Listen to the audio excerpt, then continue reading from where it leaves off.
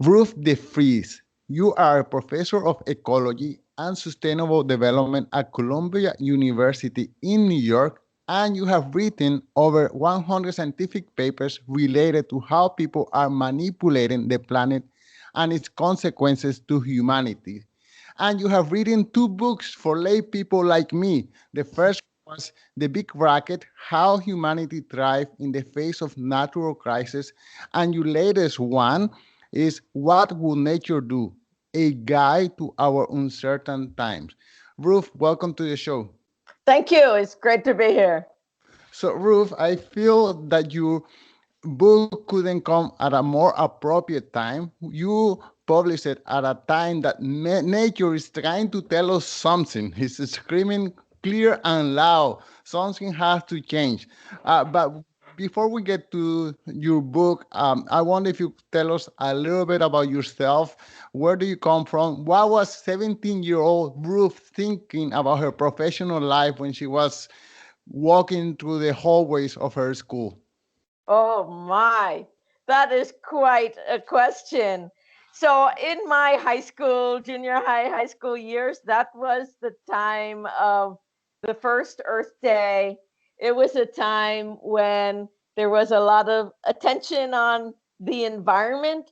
At that time, the big focus in the environment was pollution, like air pollution, water pollution, these kinds of very, very visible indications of how humans are affecting the planet. So that was really how I knew that I somehow would like to devote my life and career to working on the environment. And we've seen since that first Earth Day that there's been so much progress in some parts of the world, in North America, on cleaning up the water, cleaning up the air. Such a great demonstration that it is possible when people set their mind to it to have a better environment. But unfortunately, now in so many parts of the world, air pollution is such a big problem, and water pollution. Uh, so that's really what my 17-year-old self was motivated around. What I call myself, and I think I share this with a lot of people my age, Earth Day adolescent. Right. Okay. And you were going to school right there in the United States? I grew up in Northern Virginia, outside of Washington D.C. Okay. And do you think so you were motivated by pollution? And do you think we have kind of put that under the rug? And I give you an example. I am a vegan and I care about animal welfare. And the cruelty towards animal is no longer in our vision. Like we don't see in our day-to-day life chickens and cows being abused, but it's there. It's just that it's not seen by our everyday life. So, is that the case with pollution? I mean, we live in cities that now have clean air, but at the same time, we know that pollution is still going on someplace else. Yeah. Well, you and I are very lucky to live in cities that have clean air. And that was a hard fought to have the technology to clean up the air, to have the policies and the regulations and the enforcement to clean up the air. And that's why it's so disconcerting to see when that progress goes backwards. But I think you're right. This type of pollution, air pollution, water pollution, solid waste, is such a huge problem affecting so many people. I spent a lot of time in India, so the cities there are the most polluted in the world in terms of air pollution. So many people are affected. But when being in New York or in Montreal, we know that, we can read about it, we can see it in the newspaper, but it doesn't really affect us every day. And the same way you're saying about animals, we go to the grocery store and buy packaged or packaged food or packaged vegetables, and it's so out of our everyday life experience to think about how that food was actually produced, where it was grown, who actually grew it, who were the farmers, how did it get to us, who was the truck driver that brought it to us. We know that intellectually, but it's so far from our human everyday experience. Well, I've been a few times to Mexico City, and now it's better. But I remember a time where I couldn't breathe. I would go from my I live close to beautiful vegetation, trees, and mountains, and then I go to this place where is so much pollution. My eyes right away started crying, my nose running, and my throat just got dry immediately, and it just felt like an inferno. And I know that you spend a lot of time in Mumbai or in India. I don't know if it's in Mumbai. And can you tell us? And I know that people buy special filters for their houses in order to be able to breathe normally. Can you tell us a little bit about the how people live there in such a polluted areas? Yeah. Well, Delhi is the most polluted city in the world, and it's very when you land in Delhi is very noticeable. And it's also seasonal, so there are certain times of the year, like right now, in this time of the year, where the pollution is even worse because it gets trapped from the air flowing up the Himalayan mountains, and also because there is a particular time of year when farmers burn their crops, and that air, that smoke, travels uh, and affects people in Delhi. So that's a big problem. That said, I have a lot of friends, family, and colleagues who live there. And while they're very aware of the pollution problems, they just go about their daily life. And I mean, you study nature in a global sense. Is can you tell us how maybe what's happening all the way over there in India and China and Indonesia affect us right here in North America? Think about that for a second. Yeah. So when I was 17, the focus was on these local kinds of pollution where you could see it. You know where the pollution is coming from. You know what factory is spewing its chemicals into the water. Uh, Now we're in such a connected world that when something happens in one place, it affects another place. So one example of that is in sticking with the air pollution, that in Southeast Asia, there is every year, and particularly in a dry year, there is haze and smoke that blankets the region and affects a lot of people who are breathing that air.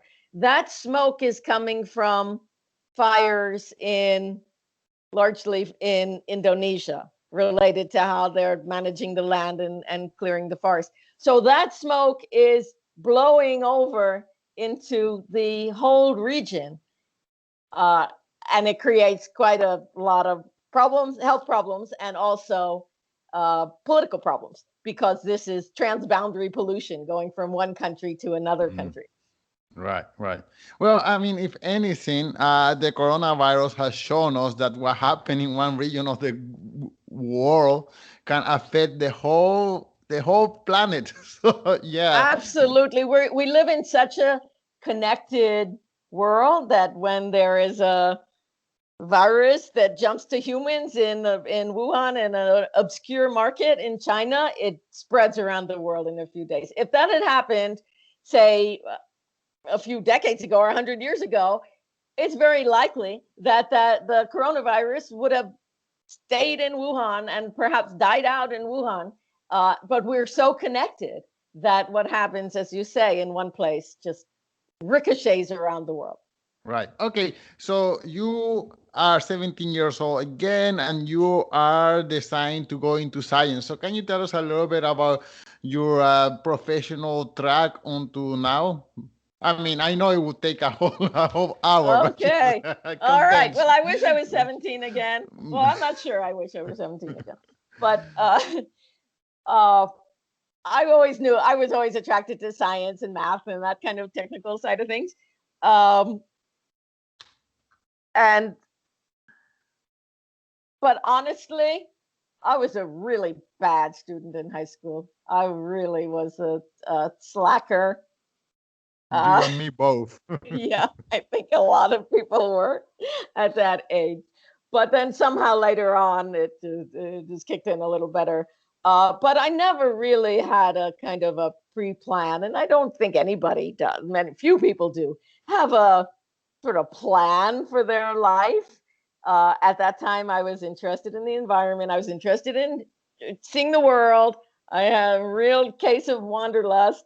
So, travel around, bum around a bit, which I think is the best thing that anybody that age can do, is just to bum around the world. And if you're fortunate enough to be able to do that, and just learn and see what's out there.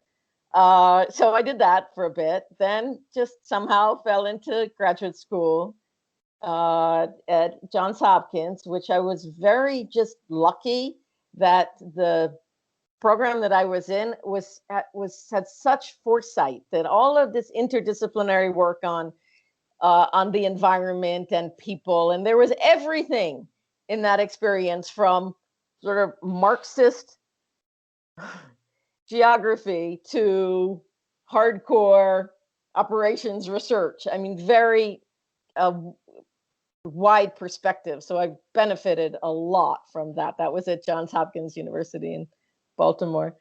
And then I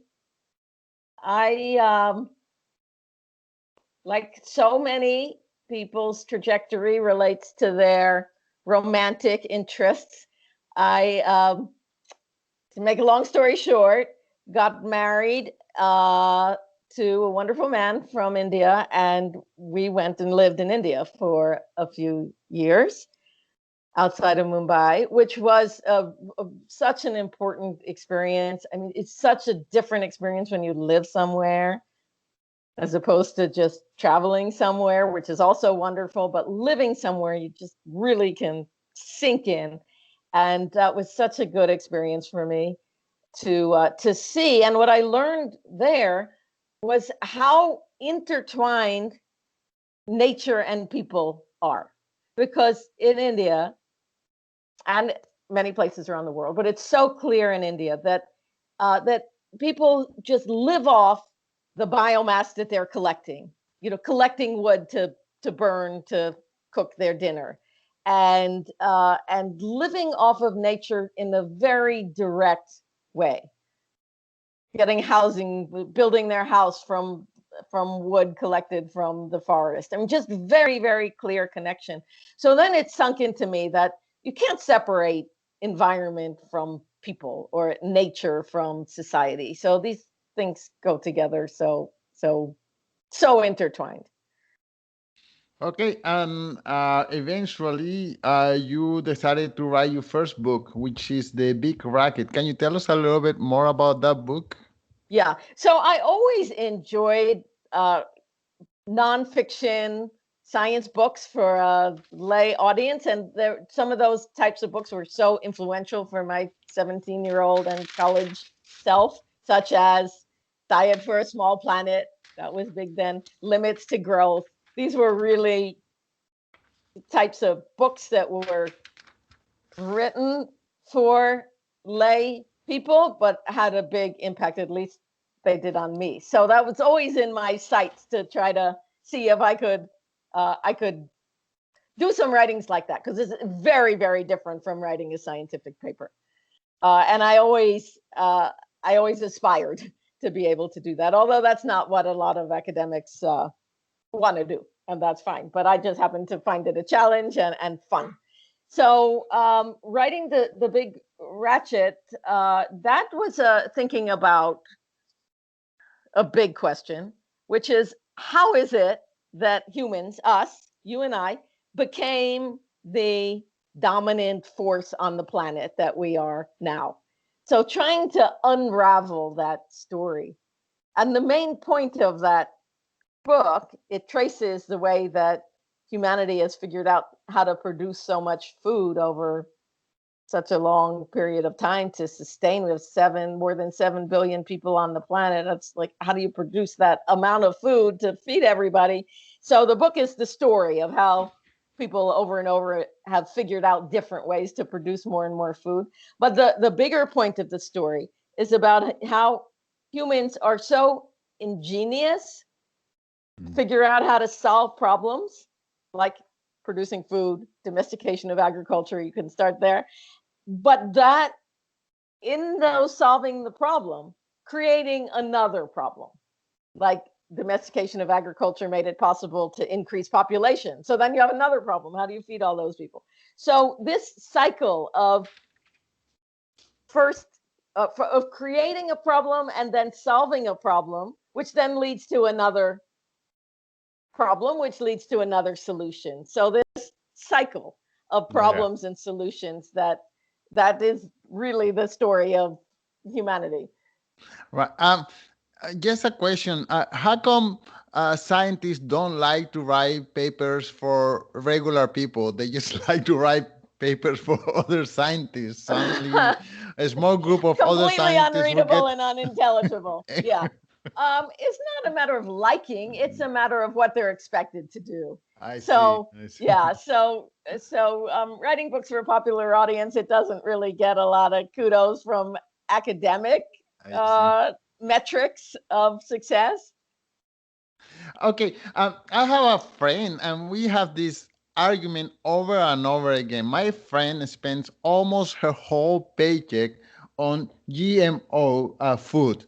She dies for it. She says she's gonna live longer because eat non-GMO food, and spends at least 50% more money into this kind of food. And I say, you are wasting your money. So I don't know who is right and who is wrong. Can you set the record straight? Yeah, the GMO question is such a hot button issue, and it's become such an emotional issue. In terms of the health effects, there has not been convincing evidence that there are big health effects. I mean, we in the US, people have been eating GMO foods for a while now. So there's no indication that there's any big, major, drastic effect on on us. But like anything, GMO, the ability to manipulate genetic resources that we depend on for our food. There are so many different ways of manipulating nature. If you go back to the domestication of agriculture, that was also manipulating nature. That was also saving the seeds that had the types of characteristics, big edible seeds and what we like, easy to plant, less thorns, whatever the characteristic was that was desirable. We manipulated nature in that sense also. So this is not a new idea to manipulate nature to our Right. desired My thinking traits. is that no, there's no such a thing as non-GMO foods. I believe that doesn't exist, but I'm not a scientist. Yeah, but to me, GMO, the ability to manipulate genetics, it's a technology, and like any technology, it could be used for good, it can be used for bad. So in the Big Ratchet book that you mentioned, there's the whole story about how people figured out how to produce synthetic fertilizer by pulling down nitrogen from the air. That technology is also used to make explosives. So a technology can be for great benefit for humanity. It can be great detriment to humanity. It's all in our human institutions in deciding how we use the technology that we so ingeniously produce.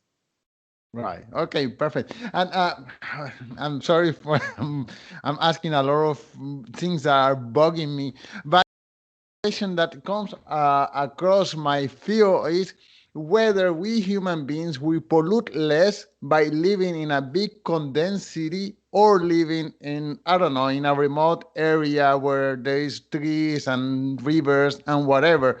And I don't know which one caused a lesser damage to nature.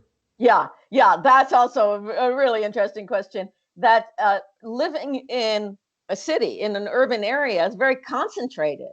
So the footprint of a New Yorker, from the point of view of emissions from transportation or emissions from buildings, is low, is relatively low, because using public transportation, living in an apartment building with less space and heating, less heating for a bigger space, that can be a lower footprint.